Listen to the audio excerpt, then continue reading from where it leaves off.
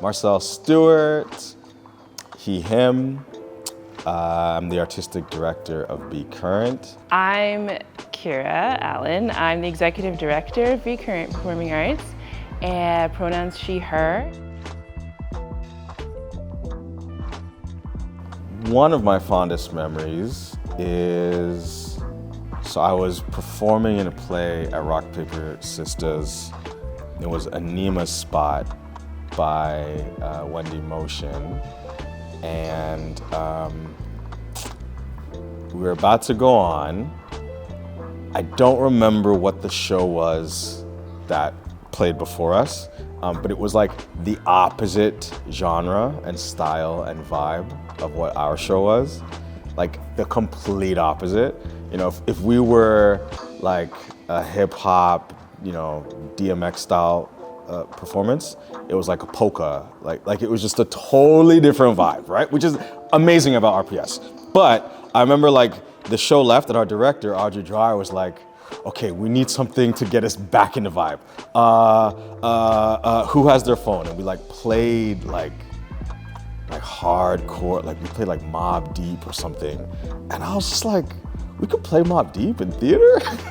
There's just this like moment of like, wow, like I really wanted this, like my two worlds are kind of colliding. And I felt seen. I felt like younger me was accepted and welcomed.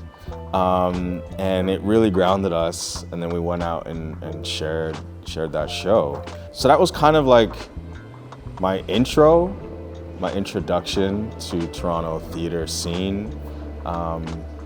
And the realization that I can bring everything about me into the work. I grew up sort of at the edges of Toronto, and I did not get to enjoy Rock, Paper, Sisters, which is always, as I look over material, a very sad thing for me. The things that I've looked at in our archives and in the material always look so interesting. Can I share another one? I got to see Obeah Opera in its various iterations. I remember seeing it like the very first time. I think there were 8 women. I think it was like the smaller version. And I had never seen opera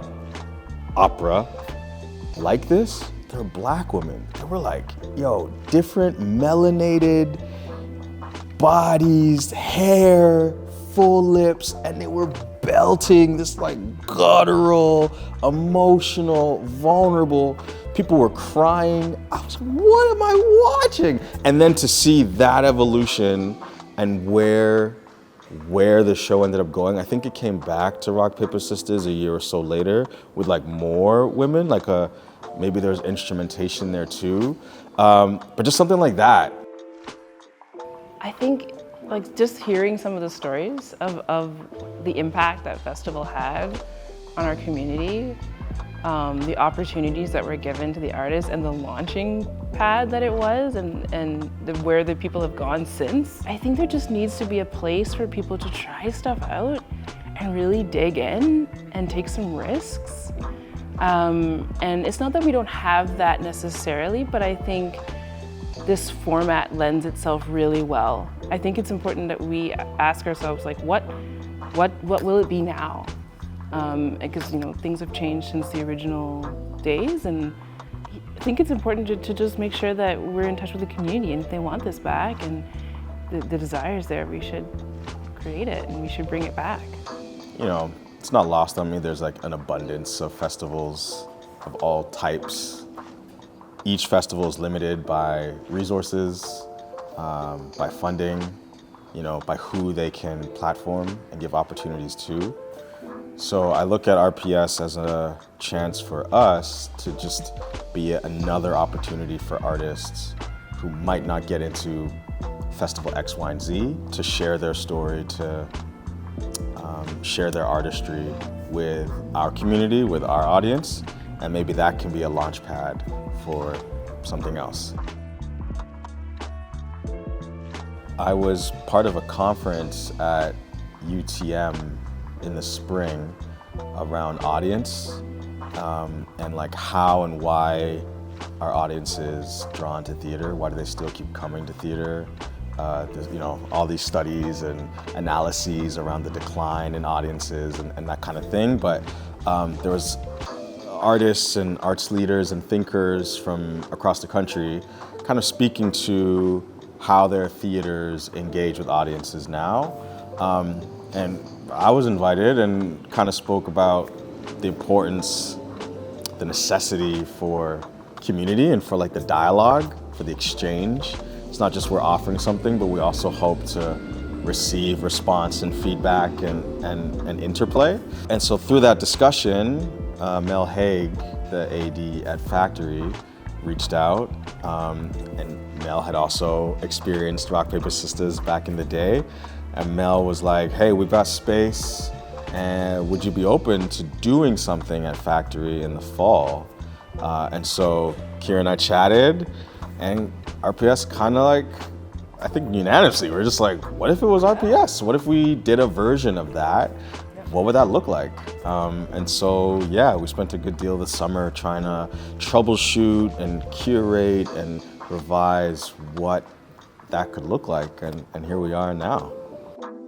Okay, in my dreams, I think I'd love it to be something we do kind of either like yearly or like every other year, and really find its shape and its place among all the other things that exist in Toronto, I think, because that's something that we do have to consider, is that there are a lot of festivals, there are a lot of events. It would be amazing to get like 1,000 submissions, I think that's my ambition too, is like people are really interested and eager to want to submit their work and share their work through RPS. I think of RPS, Raven Dowda and like Ngozi Paul and Wendy Motion and like artists that were kind of on the come up 15 or so years ago and are now like working in TV and film, showrunners, like that kind of thing. It'd be cool, I think ambition-wise, being able to platform those artists or find those artists or encourage those artists. What do we want to do that separates us from the pack? And is that like I think of immersiveness, I think of innovativeness, I think of this building and memories of RPSs like taking place throughout the entire building. Is that something we want to do? Like, do you want to change when it happens in the year? Like, I don't know. There's like lots of, do we bring in a guest curator every time and like they're at the helm of shaping what it's about? I don't know. I think ambition is for me is like, appreciate where the festival's been, but not get pigeonholed to trying to maintain anything other than the name. Something I really appreciated in doing the research about how the festival's evolved or had evolved is that it started as one thing, platforming Black women artists in the city. And over time, it evolved to be more inclusive and open to all types of artistry. And so I thought that the abbreviation, if we just abbreviated the festival and kept it RPS, could in a way continue that expanding and inclusivity by maybe looking at how each time we do the festival, those letters can be adapted to reflect what the theme is. We talk a lot about what are the roots of the company.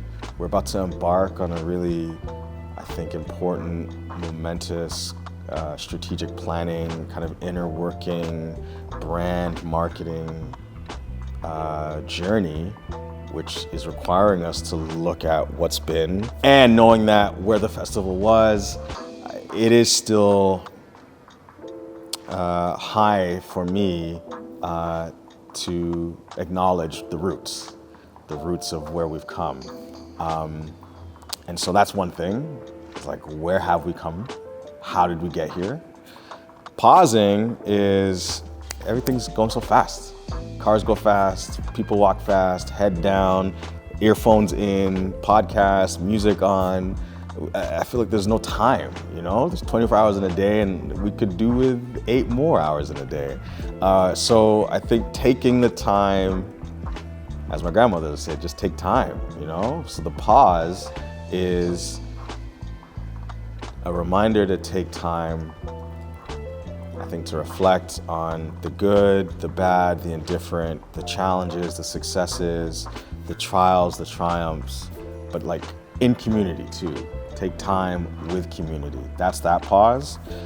And then the shift is kind of rooted in like mobilizing or organizing.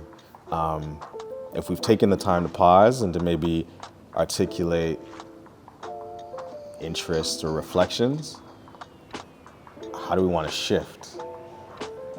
How do we want to mobilize? Where do we want to go? How do we get there? The root is, acknowledging origins, acknowledging the stories that have come before, the thoughts, the dreams and aspirations, and all the people who participated in, BCurrent and our works and the community. And then as we go to pause, I think it's so important to just like give ourselves space, as Marcel said, but just take a breath, before we move forward, to really take in where we've been, and then give ourselves space to just sort of be for a moment before we move forward into shifting, which is taking into account the environment, taking into account how things have changed. So being stuck is a risk of being out of touch or being, not in connection anymore. So you have to kind of keep moving with the flow of the world and what's going on. And so I think for me, the shifting is also about that. It's also about acknowledging, that it's not the origin days of BCurrent. And so how do we take that essence, that glorious starting point, and keep that going for today? That is almost what we're trying to find out. It's acknowledging that it's changed, and it's also trying to put the pulse on that a little bit by engaging people like, hey, yeah, you came to Rock, Paper, Sisters in 1999, and what was that for you? And then somebody else was like, I never experienced it. There are people who were born after after pretty much most of that would have happened, or would have been too young to participate in it because of when it wrapped up and when it wasn't happening anymore. So for them, it's a whole new thing. So I think it's trying to sort of marry those two sides and to really listen to both. We try to pay people any way we can. So we really do make sure we look at a living wage, equity rates, what are the standards for payment. We also try to consider flexibility in the arrangements and how we can support people having more balanced work-life sort of setups, and maybe we don't start at 9 and maybe we don't end at 5 and we don't, so we sort of let that be more fluid. But yeah, I think it's the connections. I know Marcel's connected folks to mentors, to other artists that might be good on their work.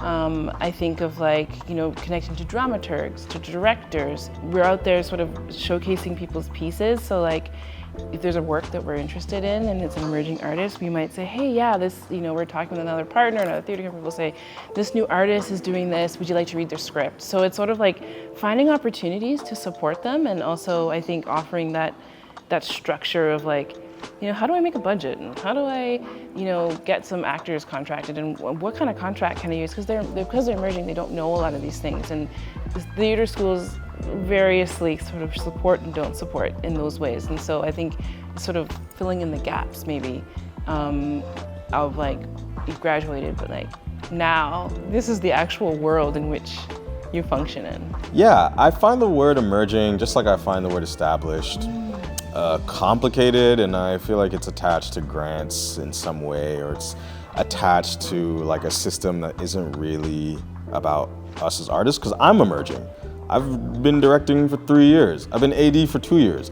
Where the understanding or the connection comes for emerging artists is I ask what do I want or what do I need?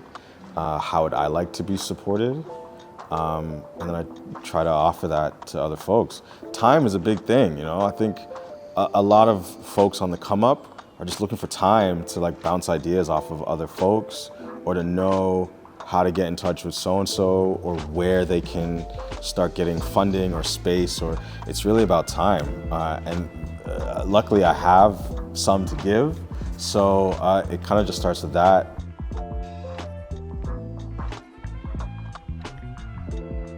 Well, one of the things we want to leave a lot of space for is to have the conversations. So, you know, at this meal, the meal that starts off the event, we want people to be able to kind of mix and mingle and as part of it. So like, maybe you strike up a conversation with someone across the table that you don't know. So I think we're gonna try, and one of the things I'm hoping we can really facilitate is breaking down some of those sort of silos and like groups that you get into, to see if we can get people to have some conversations with people they wouldn't necessarily have a conversation with. So really inviting people to open up and feel free to share from their perspective, from their experience. In person, it's amazing how that can sometimes unfold. The other thing I would consider is also leaving conversation after the play, the walls unclosing, and to make sure that people have time to digest, to talk with the playwright, to talk with the cast, and hopefully again there's some more collaboration and interaction between different sort of generations of theatergoers, new, young, old, you know, dedicated theater workers. I think that's sort of the goal. So this whole time I was thinking about weddings and like photo booths at weddings. And like if we had like a ton of money, maybe we'd have a photo booth, or we'd have like a scrapbook, and people could sign the scrapbook with like a memory of their time at RPS in the past, as a way of like documenting how you've interacted with the company before. We are intending to reach out to a wide range of folks with differing experiences and time in the game, and hopefully we can get enough of those people together. When I was first here at the job, and I was on our YouTube page, I came across a mini documentary from earlier in BCurrent's time that had brought together a bunch of different Black artists to talk about, I think they're talking about Black theater or Black performance in Canada. And there was like the who's who, but there was like, you know, early career, mid-career, later in their career, all together. And that gets me excited because it's like a transferring of knowledge and experience, and like a kind of handing down or passing on. And you know, I hope there's a modicum of that in this festival. And if not this year, like I think that's a plan for us going forward, is to just keep continuing to find ways to bring multi-generations together. I think they can expect to feel like a warm hug, laughter, like, you know, hopefully the kind of laughter where your face hurts, full bellies, the chance to vent frustrations and to feel invited to bring your full authentic self. Anticipate hearing from artists that they might not have known before. Sometimes I'm not sure what that boundary even is anymore, because so many people are pushing it in really ingenious and innovative ways right now. And I think that's something that a journey we're about to embark on. We're going to do an environmental scan of the theater ecology and what people are doing. And I think we're trying to find our way with that. And I think again that at RPSFEST is one of the ways that I think we have a route into that. We're testing some things, we're asking those questions, and I think that's where we're gonna find where the new boundaries are to push. But they have expanded. Like the work that has been done at BCurrent and other theater companies that have focused on different diasporas, on marginalized and oppressed folks, anti-colonial focus, it's really shifted. And so now when we look at the plays and the things that are around in Toronto, they're not, all one tone anymore. I think that is something that has happened and shifted, but there's still more to go and more to do. And so it's finding that place. Like, where has the boundary been drawn now? Where is that today? So if we're gonna push it, we have to consider where it is today. And I think that's something we're feeling out. What will stay, I think, as part of it is the idea, though, that you can do that and be supported in that. And be supported in that risk-taking, because pushing a boundary is always risk-taking. One thing I think about is our high school program, Reclaiming Black Canadian History. And when I think of boundaries, I think of being in school, and Shakespeare was like the pinnacle of theater, at least what I was taught. And we come in there with the notion or the idea or the offering of getting to reclaim history for yourself using various art forms. So that gets me excited around pushing against what's possible in a high school setting where so much is like boxed in terms of what you can do. And we come in and we're like, it's okay if you don't know, it's okay if you don't have these tools. We're here to struggle together, and together we'll find a way out of it. Yo, everybody go! Welcome. Whatever your connection to us, partners, community members, you're all welcome. Even if it's just like, hey, I just wanted something to do in Toronto that weekend and that looked interesting. Like, feel free to click and come. It's gonna be fun. Agreed.